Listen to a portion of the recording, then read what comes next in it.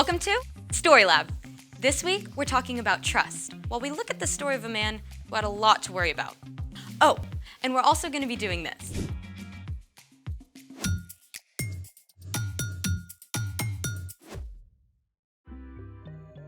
Hey, I'm Skylar, and this is Sebastian. And we're talking about trust, which is putting your confidence in someone you can depend on. Sebastian has an experiment planned for us today that I'm trusting will be incredible. Yeah, about that. You said you have something really cool. I did. I do. So... I didn't actually test it out yet. you don't think it's gonna work? I'm just a little worried. Well, what is it? This. We're gonna have a snack? No, we're gonna balance these forks together at once on the end of this toothpick, on the rim of that glass. Seriously? See, I knew it. No. We should try it. You'll think it'll work? I don't know, but just because you're worried doesn't mean we shouldn't try. Well then, let's make it. Step 1, interlock the tines of the fork. All right, what if we, did it.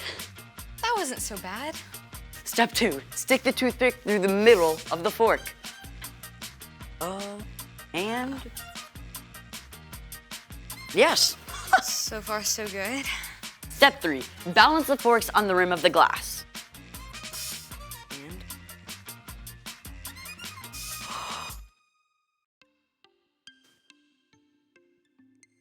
see? You did it! Super cool. You didn't have anything to worry about. That's not what I was worried about. What are you worried about? Step 4, Step 4. do not try step 4 without a grown-up. You'll do. Thanks. Step 4, we light the end of the toothpick on fire. Hold on, what's supposed to happen now? We light the toothpick on fire, it burns down to the rim. The fork stays balanced.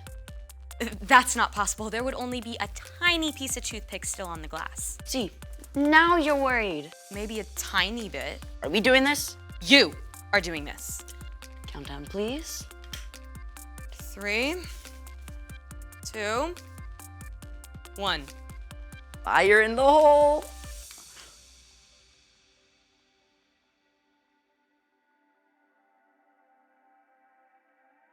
What? How is this happening? Hold on. So turns out the center of gravity where both forks balance is actually below the pivot point where the toothpick balances on the cup, which is why it stayed up balanced when the toothpicks were burned up. Incredible. I was right to trust you. Never had a doubt. Uh-huh.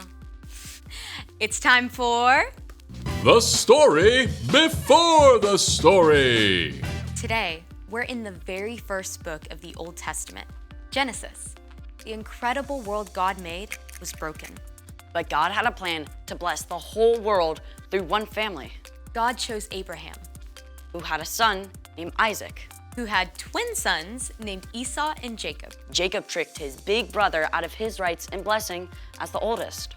And Esau was so angry that Jacob ran away for more than 20 years, which is where our story starts. Take it away. Hey everyone, I'm Erica. Let's talk about Jacob and Esau. Things had been bad between these brothers their entire lives. So bad that Jacob stayed away for 20 whole years. Jacob had been living with his uncle Laban, and he had a big family of his own with lots of kids. But then, God spoke to him. Go back to your father's land and to your relatives. I will be with you.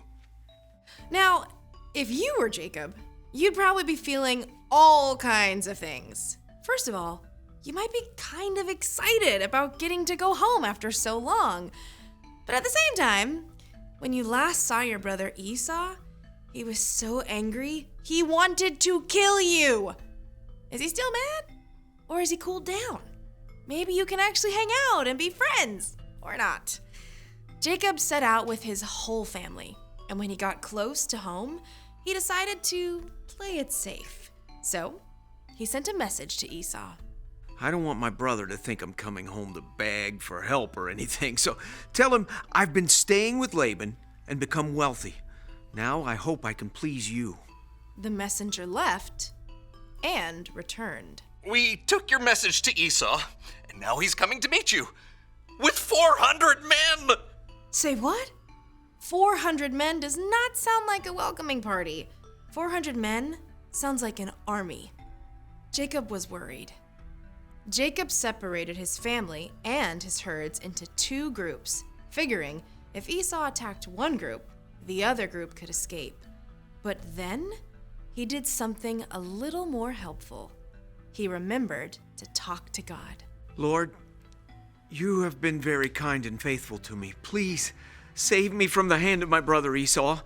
I'm afraid he'll come and attack me and my family, but you have said, I will surely give you success. I will make your children as many as the grains of sand on the seashore.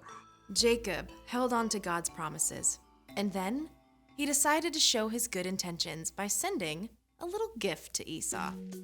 Well, not so little. I need 220 goats, 220 sheep, 30 camels, 40 cows, 10 bulls, 30 donkeys. Now, you go ahead of me, and when you meet Esau, he'll ask, what's up with all these animals? And you say, they belong to your servant Jacob. They are a gift to you. Jacob is coming behind. On it. Me too. Ditto.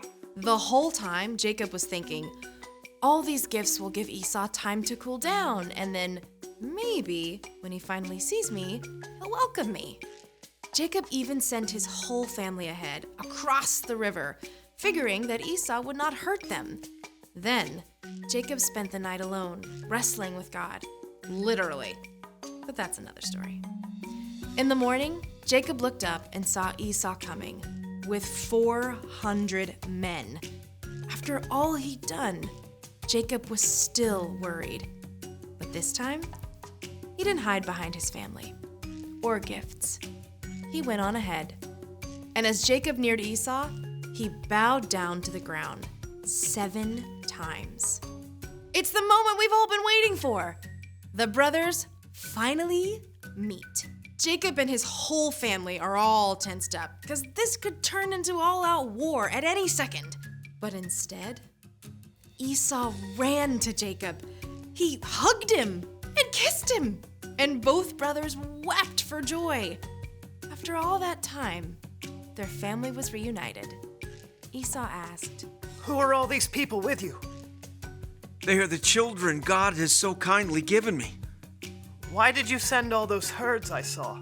I hoped I could do something to please you. I already have plenty, brother. Keep them. No, please, accept this gift. Seeing your face is like seeing the face of God. Then Esau went back to his home, and Jacob camped with his family in Canaan. The end! Wow. Jacob was so worried, but what he was afraid of didn't happen. Kind of sounds a lot like me today. I mean, I spend time stressing about something and then it turns out okay. It's super easy to do that, but you can trust God with the little stuff and the big stuff too. Jesus did that. I mean, even when he knew he was going to be arrested, he talked to God about it. And then he trusted God to be with him through everything. That's right. You know, talking with God is a big part of trusting God. So, what's our part in this story? Well, maybe you're really worried about a big test. You can ask God to help you study and give you a clear mind. And then trust that you'll be okay, no matter how the test goes. Or your parents are going on a big trip, and you'll be staying with your grandma for a whole week. You can ask God to give you peace and trust that God will be with you the whole time. I was so worried all week figuring out a cool experiment to do. I kind of forgot to talk to God about it. I guess that really would have helped. For sure. I'll see you next time. Here's the thing. You can trust God even when you're worried. See how your experiment turned out? Brilliant. Next upon this toothpick, I shall balance myself. Hold this. You're actually doing this. Okay, thanks for joining us in the Story Lab. We'll see you next time.